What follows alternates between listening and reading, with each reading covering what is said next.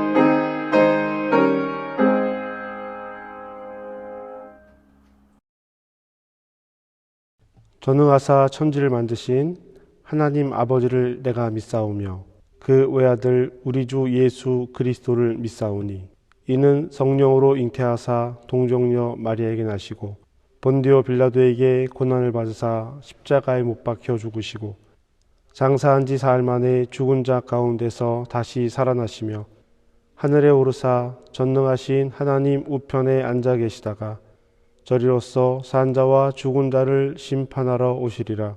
성령을 믿사오며 거룩한 공예와 성도와 서로 교통하는 것과 죄를 사하여 주시는 것과 몸이 다시 사는 것과 영원히 사는 것을 믿사옵나이다. 아멘. 시편 교독 함께 하시겠습니다. 시편 51편 1절부터 12절까지의 말씀입니다. 하나님이여 주의 인자를 따라 내게 은혜를 베푸시며 주의 많은 긍휼을 따라 내 죄악을 지워 주소서. 나의 죄악을 말갛게 씻으시며 나의 죄를 깨끗이 제하소서. 물은 나는 내 죄가를 아오니 내 죄가 항상 내 앞에 있나이다. 내가 주께만 범죄하여 주의 목전에 악을 행하였사오니 주께서 말씀하실 때에 의로우시다 하고 주께서 심판하실 때에 순전하시다 하리이다. 내가 죄악 중에서 출생하였으며 어머니가 죄 중에서 나를 잉태하였나이다. 보소서 주께서는 중심이 진실함을 원하시오니 내게 지혜를 은밀히 가르치시리이다. 우슬초로 나를 정결케 하소서. 내가 정하리이다. 나의 죄를 씻어주소서. 내가 눈보다 희리이다. 내게 즐겁고 기쁜 소식을 들려주시사 주께서 꺾으신 뼈들도 즐거워하게 하소서. 주의 얼굴을 내 죄에서 돌이키시고 내 모든 죄악을 지워 주소서. 하나님이여 내 속에 정한 마음을 창조하시고 내 안에 정직한 영을 새롭게 하소서. 나를 주 앞에서 쫓아내지 마시며 주의 성령을 내게서 거두지 마소서. 주의 구원의 즐거움을 내게 회복시켜 주시고 자원하는 심령을 주사 나를 붙드소서. 아멘.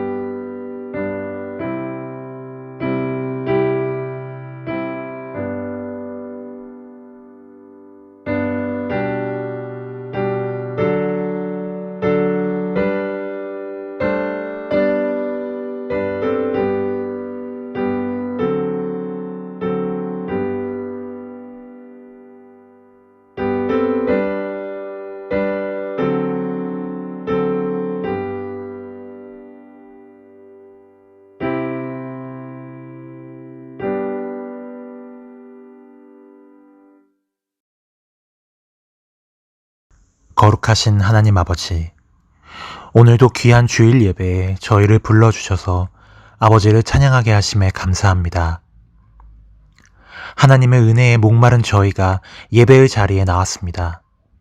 이 시간 영과 진리로 예배하게 하시고 하늘의 은혜와 소망으로 충만한 예배가 되게 하여 주옵소서. 한 주간 세상에 살면서 하나님의 말씀대로 순종하지 못한 저희의 죄를 회개합니다. 내 삶의 주인 되신 하나님을 의지하지 아니하고 내가 주인 되어 판단하고 결정하였습니다. 이 시간 예수님의 거룩하신 보혈로 저희를 덮으셔서 순결하고 깨끗한 마음으로 다시 서는 저희가 되게 하옵소서. 코로나 바이러스가 여전히 전 세계를 힘들게 하고 있습니다. 이로 인해 육체적, 정신적, 그리고 경제적으로 고통받는 사람들이 점점 늘어나고 있습니다. 또한 수많은 사람들이 무뎌진 신앙생활로 인해 하나님과 멀어지고 있습니다. 그러나 주님은 언제나 주님을 찾고 구하는 자들과 함께 하시며 그들을 지켜주신다 약속하셨습니다. 주님의 놀라우신 치유의 능력으로 고통 속에 신음하는 이들의 몸과 마음을 위로하여 주시고 믿음과 희망을 잃어가는 사람들을 지켜주시어 그들과 늘 함께 동행하여 주옵소서. 한오버 한민교회 모든 성도들이 하나님의 크신 능력을 체험하길 원합니다. 저희는 한없이 연약한 존재입니다. 주님의 손을 놓고는 살 수 없는 저희입니다. 저희 모두의 상한 몸과 마음을 치료하여 주시고 흐트러진 마음을 붙잡아 주시고 어그러진 삶을 바르게 하여 주옵소서. 그리하여 온전히 세워져 주님의 강한 군사로 다시 일어나게 하옵소서. 말씀을 전하는 고영기 목사와 한민교회의 모든 성도들에게 하늘의 큰 은혜와 평강이 넘치게 하시며 전심으로 하나님께 영광 돌리게 하옵소서. 이 모든 말씀 우리 주 예수 그리스도의 이름으로 간절히 기도하옵나이다. 아멘. 하늘에 계신 우리 아버지여, 이름이 거룩히 여김을 받으시오며 나라에 임하옵시며 뜻이 하늘에서 이루어진 것 같이 땅에서도 이루어지리이다. 오늘 우리에게 일용할 양식을 주시옵고 우리가 우리에게 죄 지은 자를 사하여 준 것 같이 우리 죄를 사하여 주시옵고 우리를 시험에 들게 하지 마시옵고 다만 악에서 구하시옵소서. 나라의 권세와 영광이 아버지께 영원히 있사옵나이다. 아멘. 이 시간 찬송가 347장, 새 찬송가 212장 찬양하시면서 준비된 예물 하나님께 봉헌하겠습니다.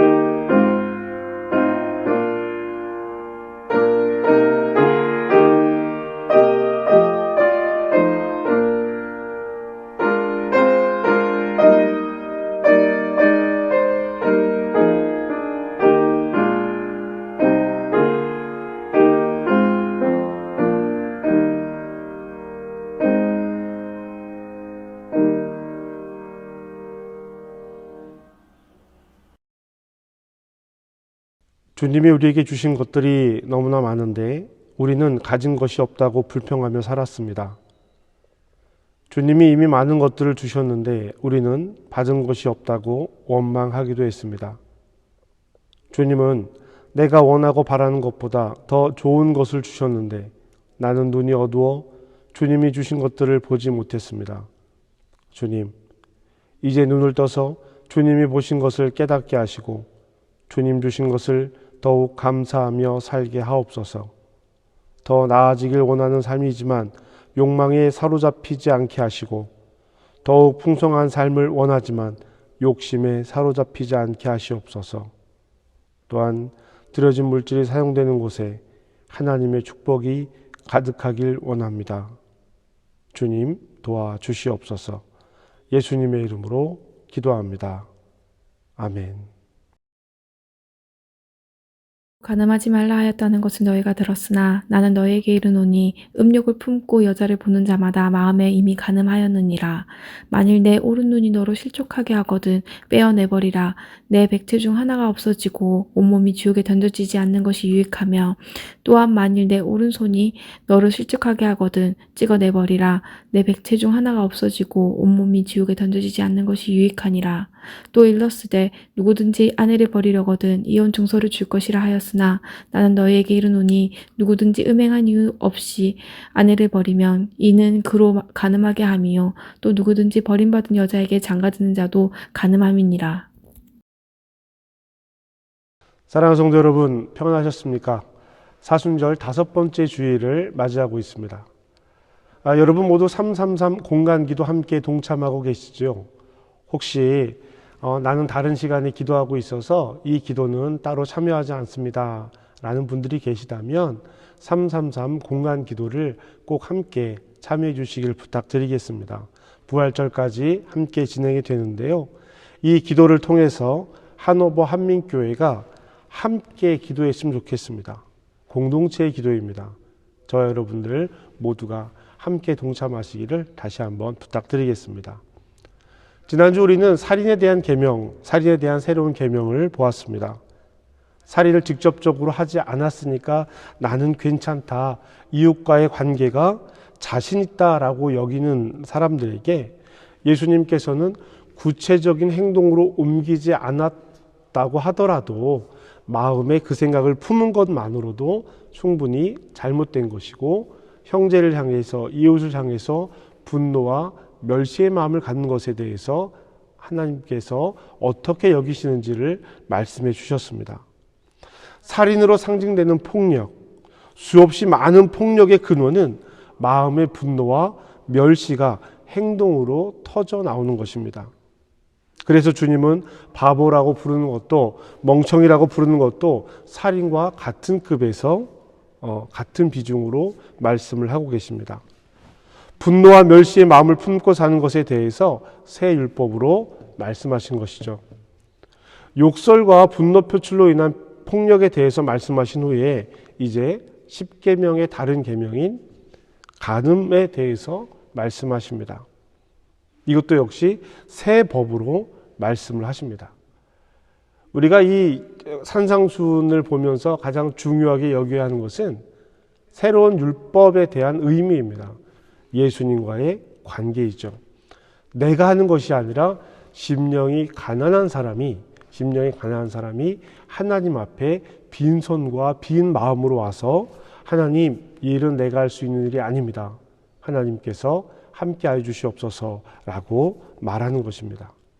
율법을 지키며 살아가는 것은 내 의지와 내 힘이 아닙니다. 내가 할 수 있다고 생각하는 것 그 자체가 교만이죠.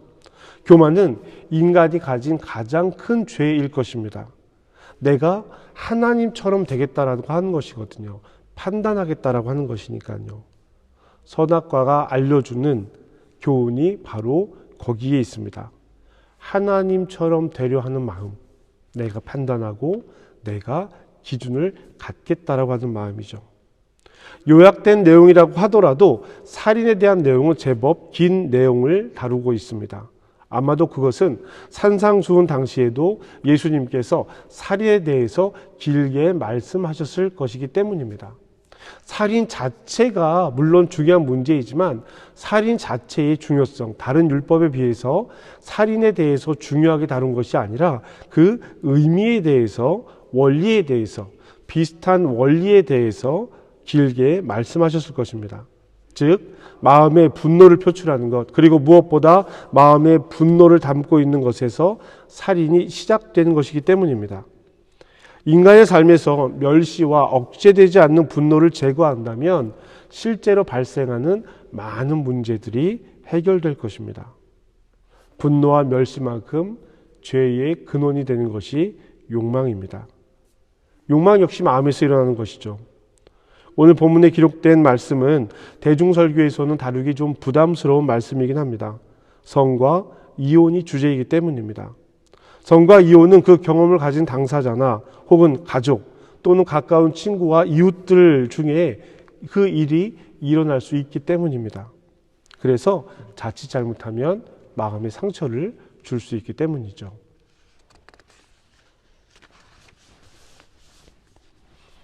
그런데 예수님께서 왜 이 두 주제를 산에서 말씀하셨을까 곰곰이 생각해 보았습니다.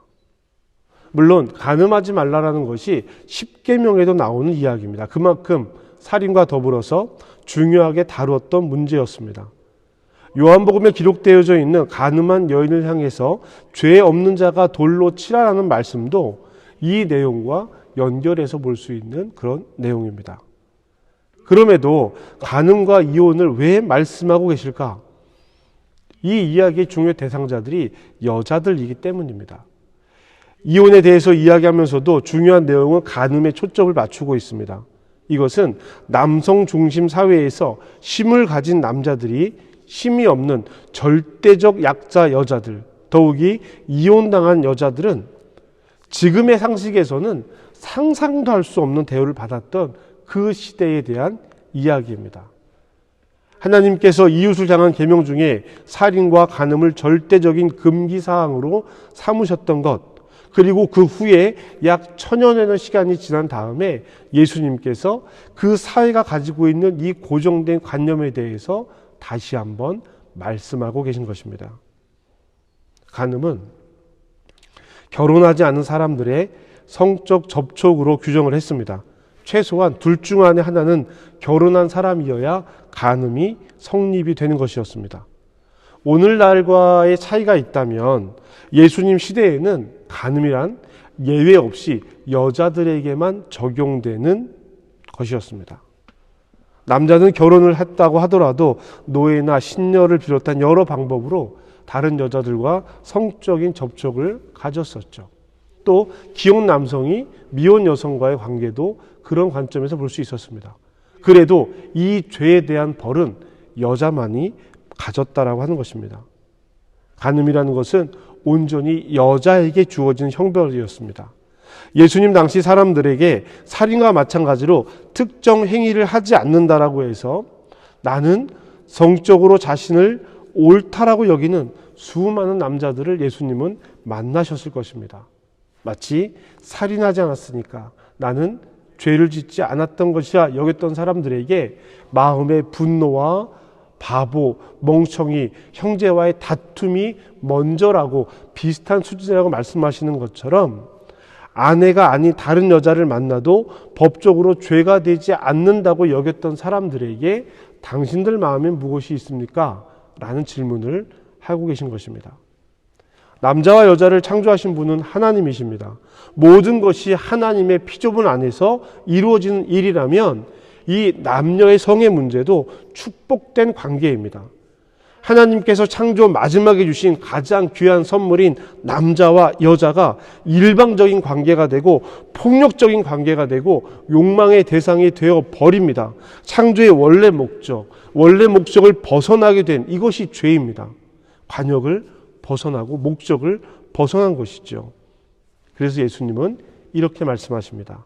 나는 너에게 이르노니 음욕을 품고 여자를 보는 자마다 마음에 이미 간음하였느니라. 아멘. 결혼한 남자뿐만이 아니라 모든 남성으로 대상을 확대하십니다. 그리고 행위에 집중하는 것이 아니라 그 마음을 들여다보십니다. 지금까지 너무나 당당했던 사람들이 이 이야기를 듣고 얼마나 마음이 뜨끔했을까요? 난 간음하지 않았어 라고 주장했던 사람들이, 아니 전혀 생각조차 하지 않고 살았던 사람들이 자기의 마음을 들여다보기 시작합니다. 여자들에게만 죄를 묻던 사람들이 너희 눈으로부터 시작되는 것이 이미 간음이다 라고 말씀하시는 예수님의 말씀은 남자들의 마음을 불편하게 하기에 충분했습니다. 아직까지 문제없다고 여겼고 또 아내 외에 다른 여자를 만나지 않았으므로 더욱 도덕적 우위를 가지고 있었던 사람들조차 자신의 마음을 들여다보게 하는 것입니다. 예수님은 정욕을 즐기는 자는 하나님 나라의 전에 합당한 자가 아니라고 말씀하고 계신 것입니다. 욥기는 성경 중에 가장 오래된 책으로 꼽히기도 하는데요. 욥기 3장 31절의 말씀을 보면 욥기 31장의 말씀을 보면 지금 예수님께서 하시는 말씀과 같은 과정이 잘 나타나 있습니다. 31장은 욥이 자신의 순결을 주장하는 내용이 나옵니다. 내가 내 눈과 약속하였나니 어찌 처녀에게 주목하리요. 31장 1절 말씀에 기록하고 있는데요. 자기 눈을 정욕을 추구하는 데 사용하지 않기로 다짐하는 것입니다. 욥은 자기의 순결함을 주장하기 위해서 성적 부도덕에 빠지는 당시 통상적인 과정에 대해서 이렇게 이야기를 합니다. 욥기 31장 7절부터 10절 사이에 있는 말씀입니다. 언제 내 걸음이 길에서 떠났던가, 내 마음이 내 눈을 따라갔던가, 내 손에 더러운 것이 묻었던가, 그리하였으면 나의 심은 것을 타인이 먹으며 나의 소산이 뿌리까지 뽑히는 것이 마땅하니라. 언제 내 마음이 여인에게 유혹되어 이웃의 문을 엿보아 기다렸던가, 그리하였으면 내 처가 타인의 매를 돌리며 타인이 더불어 동침하는 것이 마땅하니라. 아멘. 여러분, 이 과정이 고스란히 다윗과 밧세바의 간음 과정에서도 그대로 담고 있습니다. 이것은 단순히 간음에 대한 문제가 아니라 우리가 가지고 있는 죄에 대한 문제입니다. 욕망에 대한 문제입니다. 욥은 자신의 신체 부위와 지각과 사고와 욕망을 알아차립니다. 발과 눈과 손과 마음과 모든 것이 죄의 도구가 됩니다. 예수님께서 눈을 뽑고 오른손을 찍어버리고 몸뚱아리라도 천국에 들어가는 것이 옳지 않겠느냐라고 말씀하신 이유입니다. 그런데 이것이 단순히 행위의 간음이 아니라 마음에서부터 시작되는 것이고, 결혼 여부와 관계없이 욕망을 따라 움직이는 모든 관계, 정욕을 따라 움직이는 모든 마음의 길을 이야기하는 것입니다. 마음의 간음이에요. 음욕을 채울 뜻을 품고 사는 사람은 기회가 주어지지 않았을 뿐이지 적절한 상황이 된다면 행동은 따라오게 되어져 있습니다. 그래서 행동을 안 한다라는 것으로 안심하는 것이 아니라 마음의 길을 올바로 잡아야 하는 것입니다. 예수님이 말씀하고 계신 것은 다른 사람의 가치를 인정하고 존중하는 새로운 사람이 되라는 거예요. 대상으로 보지 말라는 겁니다. 오늘 성경에 나와 있는 음욕이라고 하는 이 헬라어는 두 번째 바라보는 것을 의미하고 있습니다. 처음 바라보는 것이 아니라 두 번째 바라보는 것. 처음에 지나간 사람 바라볼 수 있지요. 남자와 여자가 모두 멋지고 아름다운 사람을 보면 바라볼 수 있습니다. 문제는 그 다음이에요. 그 다음에 욕망의 시선으로 다시 쳐다보는 것을 음욕이라는 말로 설명하고 있습니다. 요즘은 성적인 자극이 넘쳐나는 시대입니다. 광고를 봐도, 음악을 봐도, 영화를 봐도 그럴듯하게 포장되어 있지만 속 내용은 음란을 부추기는 것들로 가득합니다. 다시 말해 무뎌진 세상 속에서 살아가고 있습니다. 너무 많이 무뎌져서 그것이 문제인지도 모릅니다. 이혼의 문제도 그렇습니다. 이혼한 여자들은 생명의 위협을 받습니다. 음행한 이유 없이 아내를 버리는 것은 그가 다른 음행에 빠져 있다는 뜻이기도 하고요. 당시에 이혼당한 여인들이 선택할 수 있는 일은 없었습니다. 다른 사람과 결혼을 다시 하기도 하지만 온갖 폭력에 시달려야 했습니다. 그것이 안 되면 결국 남자를 상대하는 일을 할 수밖에 없었습니다. 남자는 자기가 이혼하고 싶을 때 이혼 증서를 써주면 된다라고 여겼어요. 그것이라도 난 잘하고 있는 것이라고 여겼던 것입니다. 그전에는 말로만 해도 됐었거든요. 그런데 이혼 증서를 써주라고 했으니 나는 증서를 써줬으니까 올바르게 이혼한 거야 라고 말할 수 있었을 것입니다. 그런데 그것은 상대를 존중하는 행동이 아닌 것을 알려주고 있는 것입니다. 새로운 나라에 들어갈 사람들, 하나님 나라에 들어갈 사람들의 태도가 달라져야 하는 것이죠. 태도가 달라진다라고 하는 것은 하나님과 관계를 맺는다라는 뜻이기도 합니다. 수많은 사람들이 자신의 의지로 자신의 욕망을 해소하려고 합니다. 자신의 의지로 눈물의 기도로 욕망을 다스려 보려고 노력합니다. 그러나 실패합니다. 우리는 외부 행동이 변한다고 해서 내면 세계까지 변화시킬 수 없다라는 것을 알고 있지만 깨닫지 못하는 경우가 많습니다. 문제는 마음에 있는 정욕이지 손이나 눈이 아니라는 것입니다. 신체의 일부가 죄를 짓기는 하지만 실제 범인은 누구입니까? 우리 내면의 마음, 내면 세계, 내 생각이 겉으로 드러나게 되는 것입니다. 하나님 나라에 사는 것은 모험 같은 것입니다. 하나님께서 언제 우리에게 역사하실지 모릅니다. 그러나 분명한 때에 일하실 것입니다. 욕망을 다스리기 위해서 우리는 기도해야 합니다. 이 일은 단순히 나이에 따라서 일어나는 일이 아닙니다. 너무 쉬운 것이 문제가 되기도 합니다. 젊은 세대들에게도, 결혼을 하고 살아가고 있는 세대들에게도, 노년의 세대들에게도 마음은 늘 존재하잖아요. 아유, 난 이미 때가 아니야. 이미 다 지난 문제야. 그런 이야기가 아니라는 거예요. 욕망에 대한 이야기입니다. 욕망은 어떠한 방식으로도 드러나게 되어져 있습니다. 욕망은 빈자리를 채우는 것입니다. 자신의 마음의 빈자리를 채우려고 하는 것이 욕망이에요. 하나님으로 차있지 않고 성령으로 채워지지 않는 빈자리를 채우려고 하는 것들이 욕망입니다. 다양한 모습으로 찾아온다고 말씀드렸죠. 우리도 이 부분에서 예수님의 말씀을 집중해서 들어야 합니다. 문자적으로 나는 저런 마음을 품지 않았으니까 괜찮다라고 생각하지만 가늠하지 않았다라고 생각하는 유대인 남성들과 비슷한 거예요. 하지 않은 것이 중요한 것이 아니라 무엇을 담고 있느냐가 중요한 것입니다. 공허한 빈자리를 채우는 다양한 것들이 있습니다. 어떤 행위에 집중하는 것이 아니라, 행위를 멈추는 것이 아니라 왜 그러한 행동을 하게 되었는지 그 실체를 들여다봐야 합니다. 그 실체를 있는 그대로 보기 시작할 때 우리의 삶이 변하기 시작합니다. 공허함, 마음의 빈자리, 무엇으로 채워야 할까요? 예수님은 사마리아 우물가에서 만난 여인에게 영원히 목마르지 않는 물을 주시겠다라고 하셨습니다. 우리는 선하신 하나님 나라를 만납니다. 우리가 반드시 변화하기를 원해야 합니다.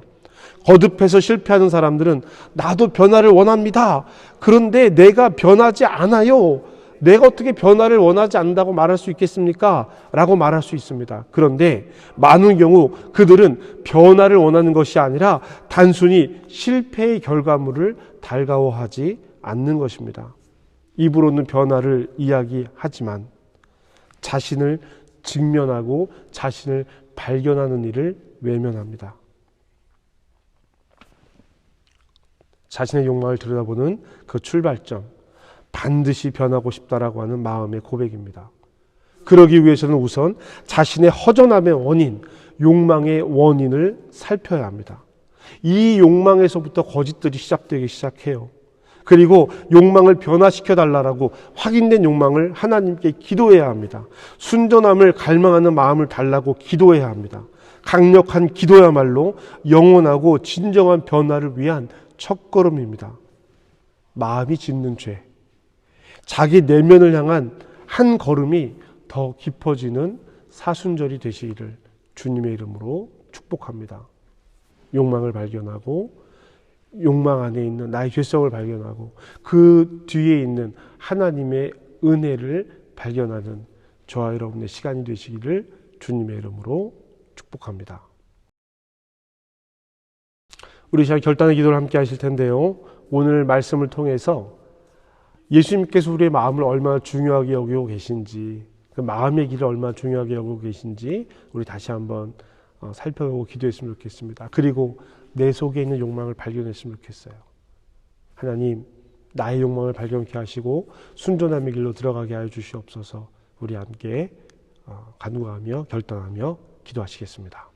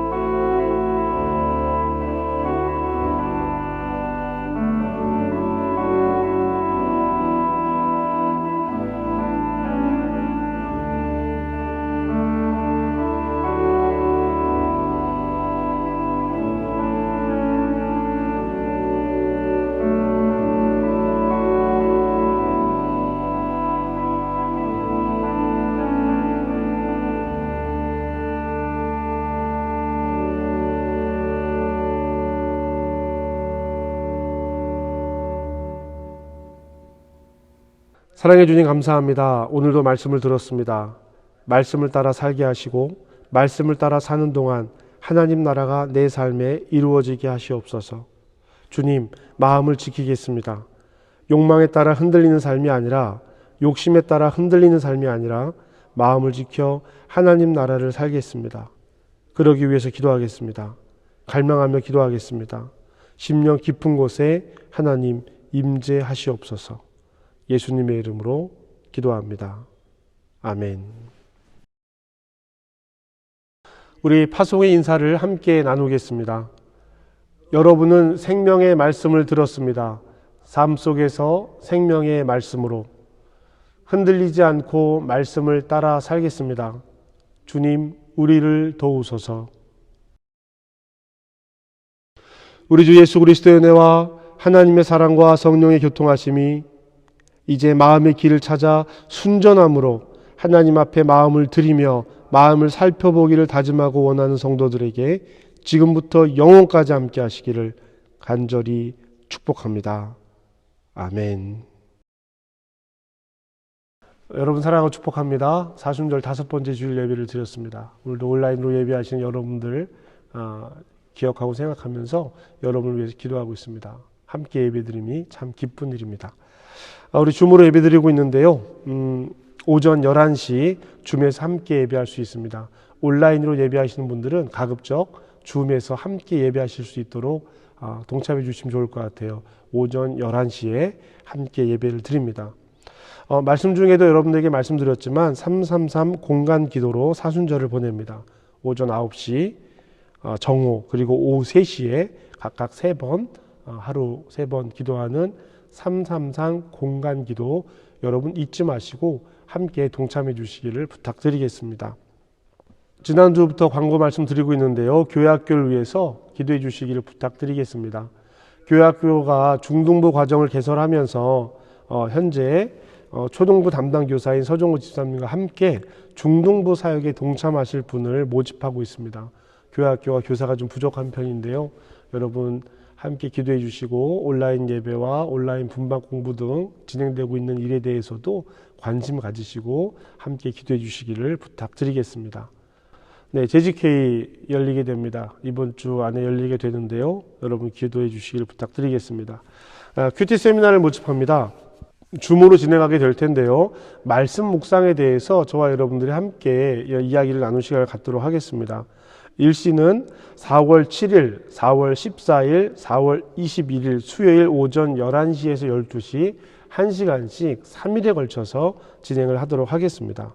말씀 묵상하는 방법이 잘 성립이 돼야 그 이후에 어떤 훈련을 받으시더라도 말씀의 토대 위에 받으실 수 있으시거든요. 여러분 이 시간들을 함께 할 수 있도록 참여해 주시기를 부탁드리겠습니다. 다음 주 3월 마지막 주일입니다. 3월 마지막 주일 존머 사이트가 시작이 되겠죠. 여러분 시간 잘 계산하시고 변화되는 시간 예배에 방해되지 않도록 여러분 잘 체크해 주시기를 부탁드리겠습니다. 기도하시겠습니다. 하나님, 마음을 지키며 사는 일이 쉽지 않습니다. 보이지 않아서도 쉽지 않습니다. 내 마음의 자리를 주님께 드립니다. 주님, 우리를 도와주시옵소서. 한 주간 삶을 시작합니다. 학업 중인 자녀들, 특별히 미래를 위해서 새로운 길로 접어드는 자녀들을 기억하시옵소서. 시험 준비하는 자녀들, 시험 중에 있는 자녀들 기억하시어서 건강과 평안한 마음을 허락하시옵소서. 가정과 직장에 있는 한민 가족들을 위해서 기도합니다. 주님, 삶을 지키시고 도우소서. 환우들을 위해서 기도합니다. 하나님, 더 나아지기 힘든 상황이기도 하지만 하나님께서 지금 이 상황을 붙들고 인도하여 주시옵소서. 주님의 평안을 허락하시옵소서. 예수님의 이름으로 기도합니다. 아멘.